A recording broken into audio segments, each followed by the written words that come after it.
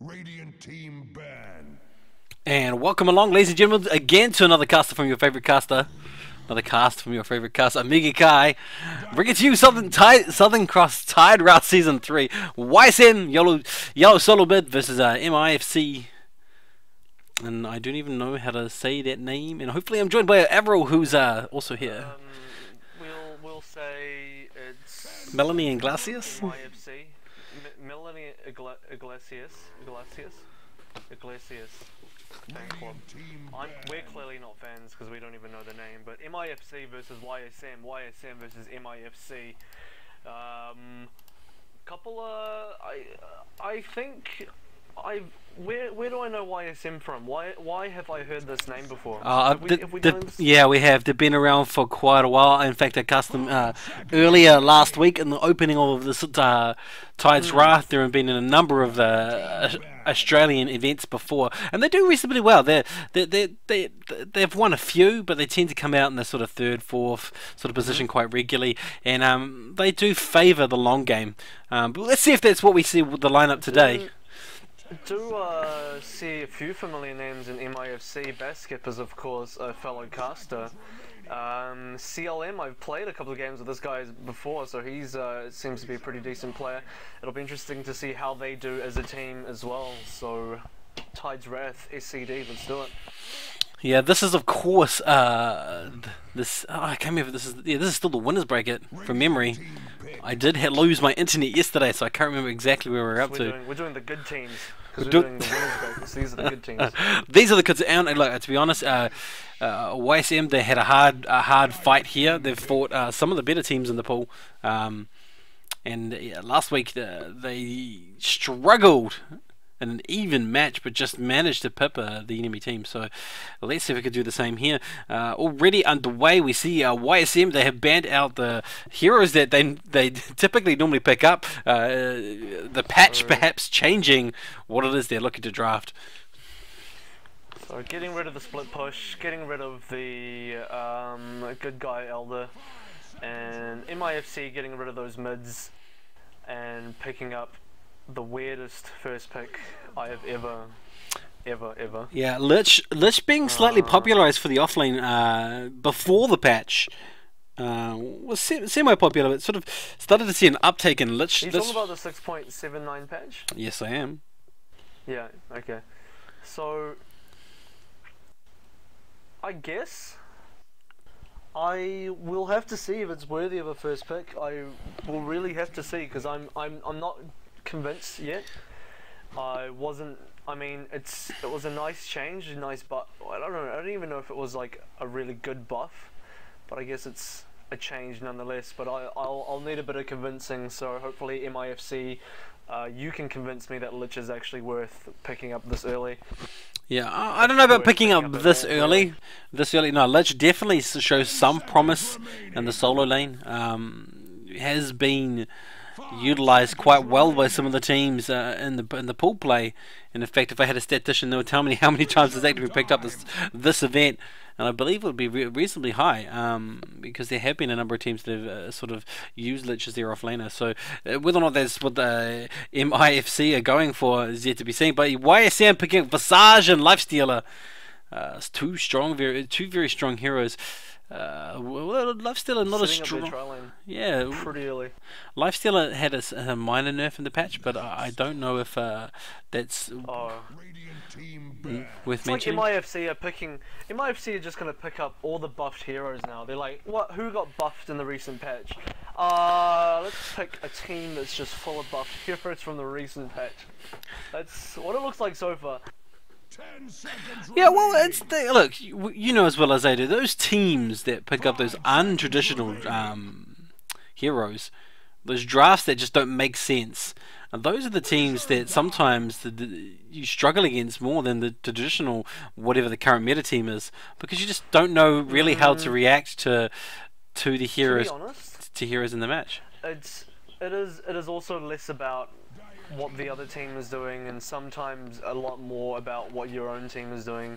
And so if you're going to go for safe picks like Visage and Lifestealer, and I assume you're going to build your entire team full of safe picks if you've already gone this far, then all you need to do is play your game and play your safe game, and it's really up to the other team to lose if they don't pull off their weird strat, because all you have to do is play your normal safe game, and you're basically not guaranteed, but you're pretty set if all you do is just play your standard safe game. It's really the other team that's taking the big risk. Whether it'll pay off or not, we'll find out. But I like Night Stalker already. I guess he's just that much better in the patch though. Yeah, and of course victory favors the bold, and MIFC looking to pick up, being bold and pick up what is not, you might say, not typical in terms of the draft. In any case, already through the bans, into the second set of bans. No Clockwork, no TA, and I find TA is an unusual ban there. I don't remember seeing. It's because it's you're running Night Stalker mid, so they're kind of getting rid of mids that they don't want to come up against, and I guess Clockwork is also a hero that they just don't want to come up against in general. So that's why OD, Batrider, TA gone. But you've still got, you know, the old co-op. You've still got, you know, there's a few mids that can definitely contest Night Stalker and really give Night Stalker a hard time. And Night Stalker kind of needs at least a fairly, not even incredible start, but at least a start of something. If Night Stalker starts the first night behind, it's going to be really difficult. He needs level 6 or 7 on the first night, and if he's behind in levels, if he's only level 5, you know, worse, maybe he died and he's only level 4, he's just going to have a really rough time. So MIFC kind of doing the smart thing. It's a little how do you say, it's a little bit maybe too cautious that they're securing that mid right now, but hopefully it means that they don't lose out on the other lanes. They're not overlooking the other lanes by focusing so much on the mid just for the moment. Yeah, but of course the mids does set up a lot of potential. You know, those mids, they get the early levels, they get the early XP, and of course then they're more likely than not to be the ones that rotate to gank. So not always, but you know, often, particularly in pub strats, that's what you see quite regularly. And so of course Night Stalker in the mid, picking up aggressive levels early, and then of course going on the hunt as soon as night comes.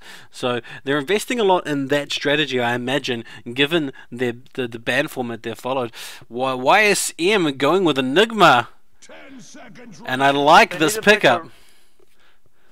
MIFC need to pick a really roam heavy team if they're going to play off Night Stalker. One of the big problems is if your team is slow, generally, especially if you're quite a pushy kind of team and you've gone sort of push, it doesn't work with Night Stalker. You need a team that really roams quite effectively to really take advantage of Night Stalker's skill set. So hopefully, knowing that, they definitely pick up a few really gank heavy type of heroes, whereas YSM still fairly safe at the moment. I feel like Enigma's a fairly safe pick, although Night Stalker is going to be a bit of a problem for Enigma, and so is Rubik. You're in a lot of trouble until you can get the BKB. Until you can get the BKB on Enigma, Rubik's going to steal your spells and Night Stalker's going to silence you. So a couple of problems there for Enigma straight off the bat. Yeah, and as you've already alluded to, Rubik is the counterpick to Wombo Combo. YSM now following that through with Invoker, and already I'm seeing a different makeup to a team that I would not normally typically see, especially with the presence of Invoker. And I guess that's to counteract. I guess that's also to counteract the fact that Night Stalker's is potentially going to go mid. It's not really though. They're picking a lot of spell heavy heroes now. They're picking spell heavy heroes like Visage, Enigma, and Invoker against a Night Stalker, and that's not what you want, because Night Stalker's just gonna silence you guys at night, during the night. Crippling Fear. It's a massive silence. It's gonna silence you for so long. I don't know if it's a good pick against Night Stalker. I feel like maybe you want less magic intensive heroes. And the draft keeps unfolding before us. Slaughter makes an appearance. I think there's been very few, if any, Slaughter pickups in this event. I haven't seen any. So you'd have... In any, I think this is the first time I've even casted a game with Slaughter. I personally have liked him as a pub stomper hero, you know, since he was there. I remember playing him in Dota 1, great hero. Never picked him up in actual serious games because he just wasn't that great. I imagine they're picking up as a carry. There's a chance that he's also supporting. Like, there's a chance that, if you're correct, Lich is going off lane, Rubik's going safe lane, Slaughter's going safe lane. They still have a carry that they can pick up if they like, because Slaughter as a support sort of works okay, because, you know, the ulti, all he really needs to do in a fight is get the ulti off to let his carry do a lot of damage. The stun is nice, he initiates well, the sprint has been buffed, it doesn't even cost mana anymore, it's great. So if they want to run a Slaughter as a carry, I think it could be a mistake. I think there's better carries that can actually much better take advantage of Slaughter's ulti. So hopefully MIFC pick up a really strong auto-attacking hero. Yeah, I'm looking at this and I do not think it's going to be a support Slaughter. I do think it's going to be the carry Slaughter. I think that'll be a mistake, man. I think that's a big mistake. Well, you can't underestimate the effect that you can have with the double with his ult and an amulet. The armor reduction is huge, and the positive damage you can output is substantial, quite substantial. And that's what I said, but you need a carry that can really dish the damage out, and Slaughter's not like that. Slaughter needs a lot of attack speed, and he needs a lot before he can really do that. I think if you pick up something like an anti-mage, something like a Gyrocop, something with, you know, a Weaver would have been really great. Weaver's gone, unfortunately. Alchemist would have been really great. Alchemist is gone. Something like, you know, something with faster attack speed, in my opinion, an agility carry is what I'm really looking forward to here. To really synergize with Slaughter's ulti would work really well. And if the game goes quite late, you have 3 cores. You can go Night Stalker semi-carry, Slaughter semi-carry, and whatever agility hero can also carry with that. So, in my opinion, that's the smarter play, and I think they should get a range carry for this one as well, because you don't want to go, in my opinion, 2 melee, 1 range, but we'll see how this goes. And for YSM, it looks like Enigma's going to offlane, or is Bristle going to offlane? That's going to be hard. If Bristle offlanes, it's going to be really hard. I think they might have... That's 2-1-2. 2-1-2. 2-1-2 strategy. They're going to go 2-1-2? Yeah, 2-1-2. But no, they're not. But they're not, because they have a jungler. Yeah. They have a jungler. Oh, you're right. Yeah, you could be right. Enigma in the jungle will lifesteal a solo, then the bottom potentially Visage and Bristleback, with the Bristleback acting as kind of the carry. It's not going to be Bristle solo, man. I think it's going to be Bristle solo. You're not going to bank on Lifestealer solo. Lifestealer, you need to protect. That's your massive carry. That's your hyper carry that you want to get super farm on. Bristleback is nice, but he doesn't carry as hard as Lifestealer. He doesn't do what Lifestealer can do. Bristleback's like, he's kind of tanky. He ends his ulti up and running with a lot of stacks. Sure, he could do some sort of okay damage. Lifestealer can do that pretty much right off the bat. He really doesn't even need that much. So, I don't know. I think YSM should have gone for like a real standard sort of offlaner. Like a Bounty Hunter would have actually been pretty good, but Bounty picked up by the other team, which I actually don't mind. I think MIFC going for Bounty works in a sense that you now have more of a roam heavy team, which is what you need with the Night Stalker. And Slaughter kind of fits that as well, because he's got the sprint. I still don't really like the fact that they went Slaughter carry. I think what they could have done is gotten rid of the Lich and had Bounty go in the off lane instead, and then picked another carry instead of the Slaughter. Oh, there you go. First time for Bristleback that has been picked in the Tides Wrath series.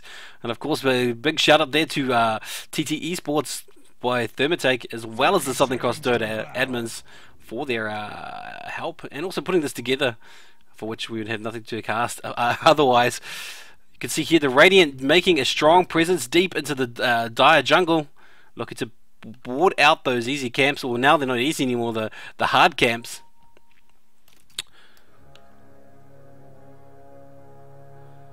Yeah, and there you go. New meta Lich has an 82% win rate. in the new patch, and that's why Lich is from in what competition? Which competition? Since being live. Which competition though? That's because I mean the stats are raw. It's kind of broad. Yeah. Competitive play is kind of broad. I know, you know. If it's like, you know, competitive play down the road, a couple of my friends having a LAN competitive play, not really accurate stats. If we're talking like, you know, WPC ace level, then okay, I'm a fan of Lich already. And it looks like it is going to be a dual lane in the middle with both Nightstalker and Lich making a presence here, going up against the Invoker, and they are driving him out of lane slightly. Let's have a look at the CS just to bring that up. Top lane is, of course, Visage and Lifestealer in the dual position and going up against the Lone Bounty Hunter with Enigma jungling and leaving in the bottom Slaughter and Rubik to go up against this solo Roydze who's playing there, Bristleback there.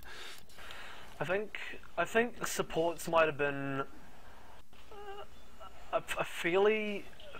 Oh, was this in the share spotlight? No. Well, Bristleback's going to have a hard time, but there's no doubt about that. You know, they're not going to kill him easy because he's Bristleback and he's just naturally quite tanky, stout shield on top of that. But there's enough disables on the bot lane that YSM's Bristle, you know, Roydze, he's pretty much not going to get anything in this lane. As far as jungling goes, Enigma, I think YSM should have been more cautious about the warding situation. They should, I mean, they got to sort of know that this was going to happen, that MIFC were going to come in and ward out their jungle. I think supports should have been a bit less greedy. Maybe, I mean, how many sentries can you buy straight up now? Is it 1 stack or 2 stacks? I don't recall. But in the top lane, you can see a lot of harassment coming down onto Vengeful Spirit as he's being pursued. In comes Enigma, yeah, to try and to harass him. He does not yet have level 2 for the Malefice. Already Bounty is being a pain in the behind in their top area, and that's what he's doing. What he does best, sucking up that new bonus XP from neutral creeps. And the bottom lane, I don't necessarily agree that Bristleback is reasonably safe. I do think with that armor reduction, once 6 comes about, we will see him fall rather quickly. He's kind of safe until he what MIFC really got to do is initiate on him hard. The basket basically has got to keep on him, levitate into stun full time. I mean, they're letting him get away right now, and if he's getting any CS here, which he is, he's actually got 5 CS. He should have 0. To be honest, I think MIFC should be way more aggressive on Roydze at the moment. Basket playing a little too safe for my liking. I mean, they can't let him have this level of farm. And there's also a problem with the mid, in that MIFC are winning at the moment in terms of really forcing Nevdi, the Invoker, out, who has actually been playing pretty good himself, actually forces Haiku, the Lich, out a little bit. But the problem here I want to point out with having the 2 mid is that Nightstalker's not getting the solo XP. And I did mention earlier in the draft that Nightstalker's the one that you really want the high XP on. And if he doesn't hit a high level before the first night, you know, he's going to have a bit of problem. He's going to have a bit of trouble going into the roam. And in the mid, this could be initiation or death. Either way, as everybody is taking risks to try and get their first blood, and Voka overextending potentially a little bit, and Lich being forced out, as you said earlier. Which is interesting to me because it kind of says that he's taking maybe unnecessary trades. They have sort of similar range, but Lich has got a more direct nuke. Oh, okay, here we go. And Voka gets silenced. Already. Yeah, out comes the slow from Lich, and it looks like it will be first blood up to Invoker. He does go down from a rotation from Rubik. Basic picking up that kill. No, it does go to Nightstalker just thanks to a lucky right click. Potting Head's going to detect the DD. Now, this is the problem I was talking about. He only just hit level 5. He hit level 5 after Nevdi died just then. Beforehand, he was actually level 4, and that's the problem. First night, and he was only level 4 going to the first night. This is the problem when you have dual lane in the mid, and now Nightstalker can't efficiently gank the first night. He's got to actually farm a little bit now.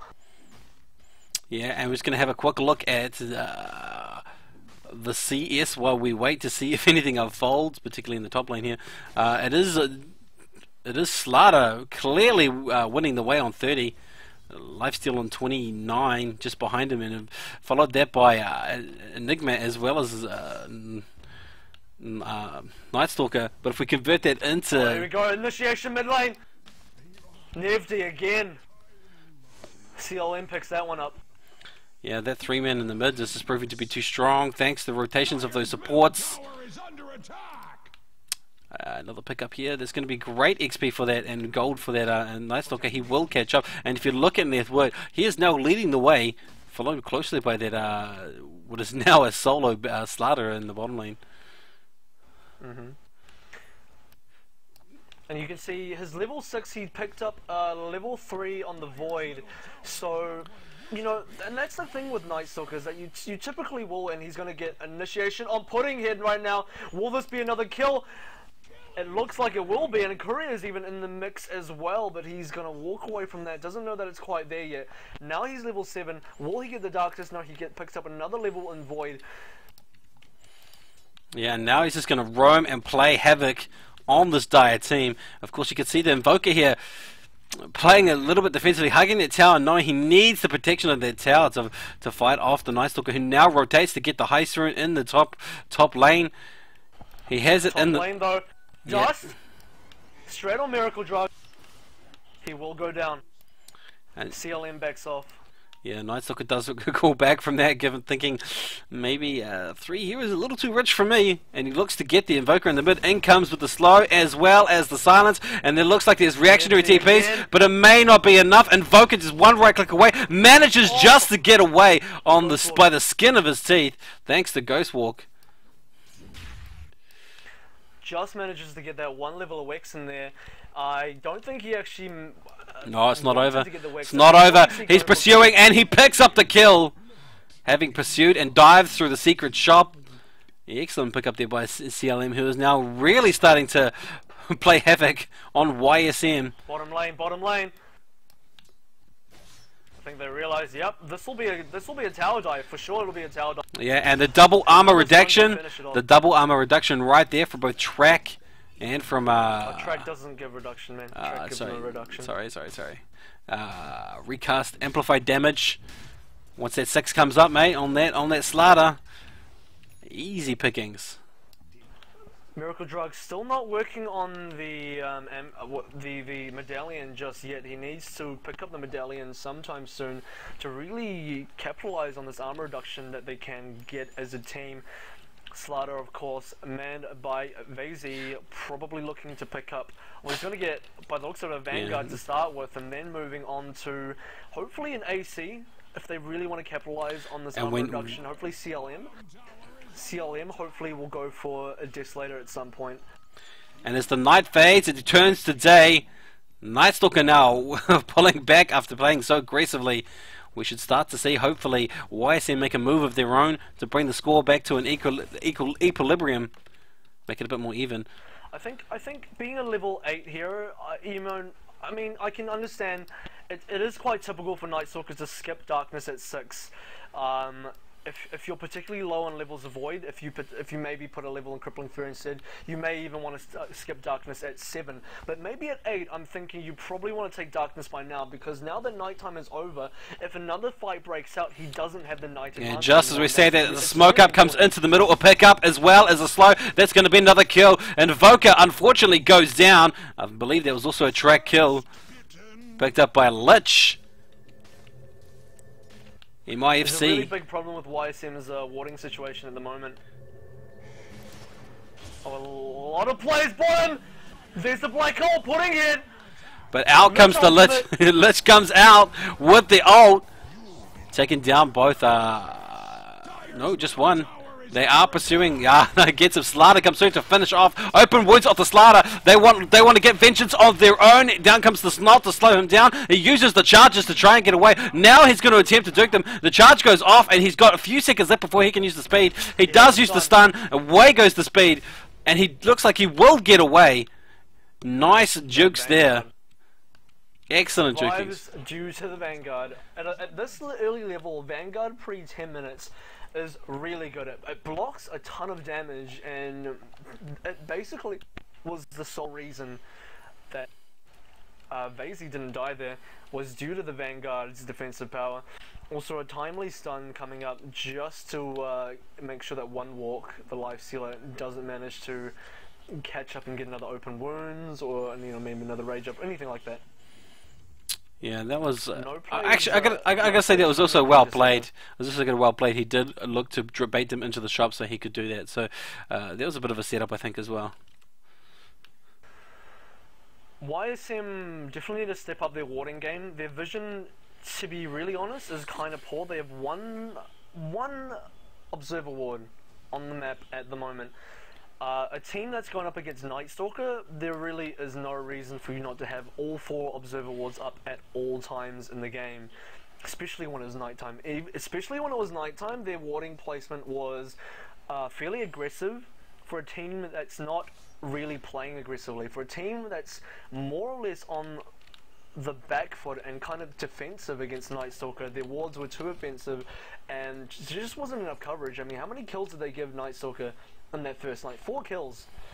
It's a bit too much. 4 kills is 4 kills too much that they gave him. And there's going to be less than 4 minutes until the next nighttime, so we may see Night Stalker starting to explode. He also has picked up darkness, so we may see an extended night, if not extra additional burst damage through. And was it in the changes that the time between night and day has been halved? Yep, so that you get. That's correct. You get more. I mean, you don't get more nights, but each night is shorter, but you get more nights. So I think in that way, it's a bit of a buff to Night Stalker again, because night comes up a bit more often, even though they're not longer. But that's not a problem for Night Stalker because he obviously has the Darkness Ultimate, and once you have the Darkness Ultimate, you can prolong that one night for a very long time. So even if it's not a particularly long night, you can just prolong it with the Darkness Ulti for quite a long time. So definitely a very strong hero now.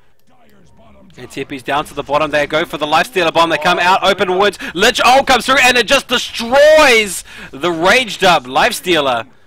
Damage being too strong there, plus right clicks and also a damage reduction. And it's not over yet.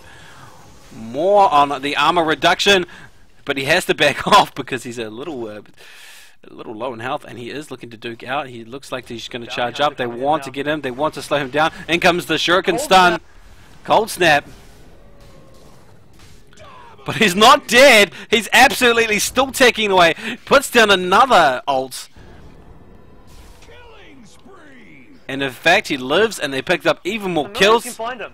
The familiars can find him if they don't die. That's another 200 gold gone. This is disastrous for YSM right now. Absolutely disastrous. Yeah, and that shows you how tanky Slaughter can be. With that, anyone with Vanguard really, but especially really this early. It's the timing that really is making the difference right now. It's not so much the item itself or the hero, it's the timing of the item on the hero that really makes the difference at the moment. He got it pre-10 minutes, and at that stage in the game, I mean, the amount of damage it's blocking for the time in the game is really huge. Let's have a look at the graphs just quickly before anything unfolds. You can see that they are over 4,000 in the lead. This is MIFC. It's same or more so for XP, heading up to 6,000. And there is dust go down. Enigma is there. They want to chase down Enigma. Sorry, I recast. They want to chase down Bounty, having dusted him up. So Nevdi here has abandoned his Quaz Exhort build, is now going for Quaz Wex, which in my opinion is now the superior build anyway.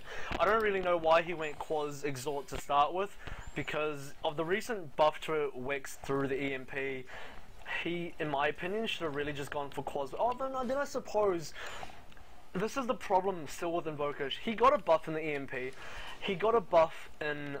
Oh, and Bristleback's in trouble. Down comes the Stallion, out comes the Slow, and more right clicks. That combination of Night Stalker and Lich just wreaking havoc amongst that of the Dire team. In general. It's also to do with the fact that the amplified damage and the track is really doing wonders for scouting for Night Stalker. Usually a problem that Night Stalker has, we have initiation on him now, a bit of mana will be drained, but I don't think it'll be enough. Not nearly enough. No extra. No mana coming. Oh, reactionary TPs come in. It drives back the Radiant team. They sense they are outnumbered, but they could turn on this. They are grouped up. They could turn on this and make it a a terrible situation to be in. Oh, Nepti's been caught out. Down comes the stun. Blinking in. That's a bit of a mistake. In comes the black hole, and it does catch, but it gets disrupted. Out comes the Lich Ult. That's Enigma going down to both Lich and somebody else. Another black hole which has been stolen by Basic. And that is all she wrote. They pick up more kills as the horn to retreat is sounded. The pursuit begins, and this is not just a retreat. This is a route back behind the tier 2 tower as Invoker and Lifestealer are the only ones left alive. They are not done. Has Vasey gone in too deep though? Has he gone in too deep? Miracle Drug wants a bit of action. Couple more right clicks will do the trick. Yeah. One walk's been spotted now. And that is a cleanup. How many trade kills, honestly, was that? Too many to count. And there we go. The heroes that could dive, the speed that comes out of these two teams. And now they want to finish it off with familiars. You know, it's as I said in the drafting, you pick Enigma, but the problem is, you're picking him against a team that has so much disruption, and you're going up against a Night Stalker, which is particularly disruptive because his Q mini stuns you, his W silences you. It's like his whole kit just shuts you down if you're an Enigma. You really need the BKB, and on top of that, there's a Rubik on the other team that steals your Black Hole. And you saw exactly in the fact, all of the above just happened. He got his Black Hole interrupted, and then on top of that, it got stolen. So yeah, the problems were very apparent in the draft, and it's just, you know, a bit of a prophecy coming true there. More reaction TPs as people come into the middle. It's 3-4. Oh, look out, Night Stalker's there. He's invis. They know this, or they don't know this. They have no idea. Have no idea. Out he comes. He opens up. Thanks to also another track kill there. And the roaming gank coming out of Dire is just proving extremely difficult for this veteran team, for YSM to deal with. Did you say Dire? Dire. Dire. You mean Radiant, I think. Yeah. Someone picked up Vlad's. Someone picked up Vlad's. Vlad's best item 2013. Everyone's getting it now. What's up with that? I don't know. Vlad's is the best item now because everyone's getting it. Just to go back a little bit, I was going to say, oh no, do we have initiation mid lane? Haiku possibly in trouble, CLM TPing in there. This is a very long night. Yeah, and of course, Lich just there with his ult. It is off. All the ults except Night Stalker's ult are up, so they can defend this push if one comes out of the Dire team. And they are grouping up. It looks like they are trying to push forward. There may be some reactionary TPs, if there are any available. No. It's going to be YSM's first tower, I think. Yeah, no defense is mounted. Oh, they do. And reactionary TPs do come in. Reactionary TPs do come in all over the place. They look to drive this back off. EMP being picked up. The tower does go though, unfortunately. And they see Visage. He has been picked up. Down goes the damage on Visage. Stayed a bit too long. Stayed way too long. This is another mistake here. Putting head, major mistake. He's gone for the blink dagger first. No man, you need BKB. Like, and you need BKB bad for all of the reasons I've repeated twice now. You need the BKB super bad. No. Well, I don't know. I know it still gives him the option for positions. He can stay out and sort of just time it, and if he plays sort of calmly. No way, plays calmly. No way. Lich's ult got a mini stun, Slaughter got a stun, Bounty Hunter Shuriken got a stun, Rubik got a telekinesis and steals your ability, and Night Stalker's whole kit just shuts you down. All 5 heroes from MIFC completely shuts down Enigma without BKB. And even with BKB, Lich's ulti still does the mini stun. You know, there's a lot of problems there. But he needs the BKB. That's 2,150 gold he could have spent towards getting his BKB. If you watch pro Enigmas, actually they skip Blink Dagger to get the BKB because that's how important it is. If you're gonna use Black Hole, especially if you're gonna use a Black Hole against a team that shuts it down and steals your Black Hole, BKB is the #1 item you gotta go for. No one opting to try or do any setups for Rush at this stage, even though clearly I feel the Radiant team, they could have already taken this if they'd wanted to. They had lots of opportunities, but they opted to take towers and rotate instead. And there's another initiation. Down comes Knight. BKB on the Night Stalker, but there's just too many heroes there. He is backing off slightly, or at least looking to bait out some abilities while the track goes down. Needs Slaughter there to offer a bit of damage mitigation. The thing is here, Celium is... Oh, Blink coming for Slaughter. They see the Life Stalker, they go for the pursuit, they manage to finish him off, thanks to a number of abilities, and now they're in the pursuit. Visage is on the backtrack again, they see another hero, he has been tracked, it is... Oh, where you go? Oh, another Blink in, and this is just turning into a bit of a whitewash, as it returns to 22-5, and... There was something very unfortunate there that happened was Pudding here didn't have mana to use Black Hole. He had the Black Hole up, but he didn't have the mana to use it, which was really unfortunate because they could have possibly turned the fight around. I mean, not for long, because I imagine it would just get disrupted at some point. But if the positioning was good, if MIFC are grouped up enough that their players aren't in a position to easily disrupt the Black Hole, it could have been a turnaround. Potentially, and it combos well with Invoker as well with the massive AoE spells. He can get himself, because he's got at least one level in Exhort, he can get a couple of AoE spells in there. Visage can follow up with Familiar Stuns. Bristleback can jump in there with his Coil Spray. So, you know, there was a turnaround opportunity there. It didn't really happen. We'll have to see, man. With YSM's lineup, it really... At this point of the game, there's a couple of heroes that can take the game back for you.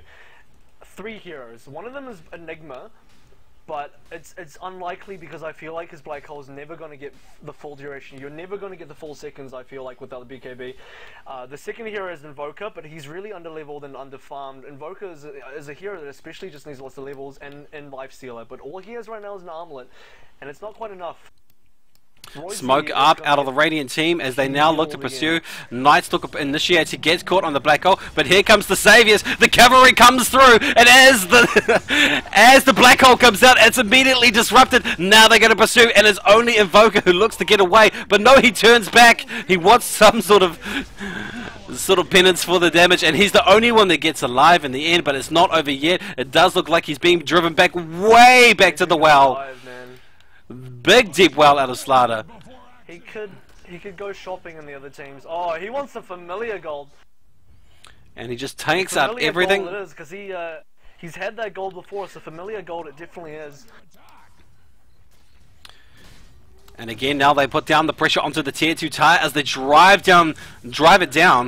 Very, I was going to say quickly, but waiting for the creep wave. Drive it down. You know, you have to ask the question, what can you see out of YSM that will slow the momentum of this team?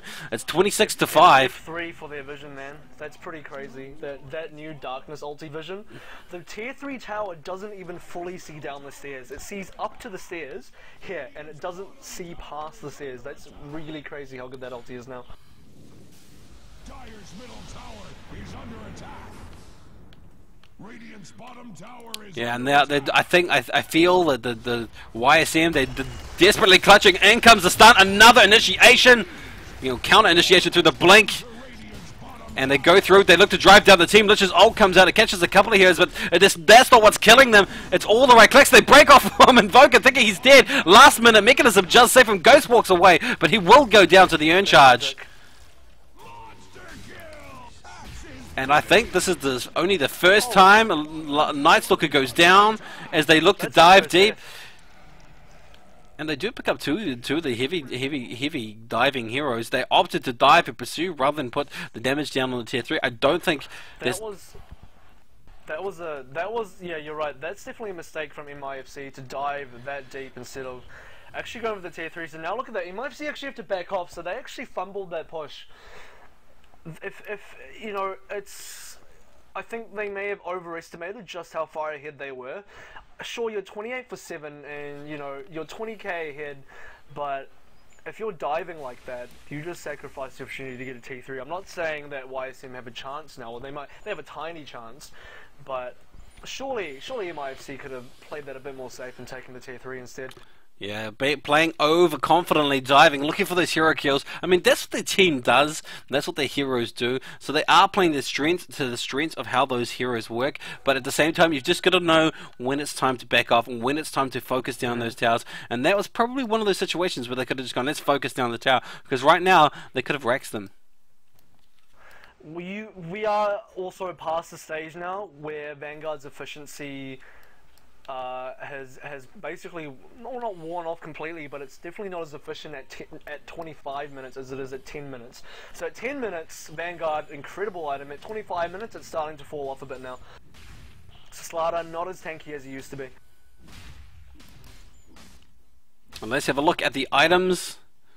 While this drive goes down, we can see everybody on the Radiant. Blink daggers this game. Yeah, everybody on the Radiant team looking reasonably wealthy, and it does look like Shiva's guard being built onto Lich.